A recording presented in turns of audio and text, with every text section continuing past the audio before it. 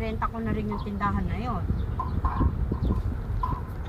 Ang swerte pa nga sila, di sila ang usapan namin sila bago sila lumipat doon. Ang sabi nila, kayang-kaya nila magbayad ng monthly ng 5,000 ha. Sabi pa, lakas ng loob. Pag daw may mga estudyante, kayang-kaya daw. Eh nung maandang huli wag na daw at sila ang si Bokong at si Apyo ang nag-aano. Palalakas ng tama ng mga hindi. Ang bandang huli, mawawala dun sa bahay na yun. Ako, hindi man sila mawala, magbayad sila ng monthly. Wala na kamag-anak din ng mga magulang. Ayun na rin iyan ako sa kanya.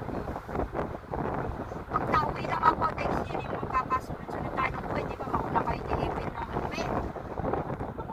Doon na tayo magkikita-kita doon. Maririnig mo yung ano ko. Pag nauwi ako. Tignan mo lang, sana pag umuwi ka, maririnig mo na yung dragon. Dragon. Si dragon, anin natin.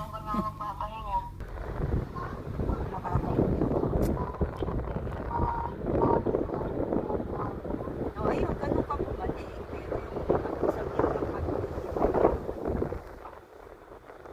bigyan mo na ng babala yung bigyan mo na ng babala yung mami mo pag nauna ka nung umuwi. Yun ang ano mo.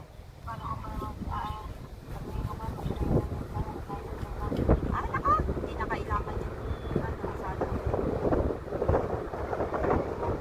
hindi na kailangan sanang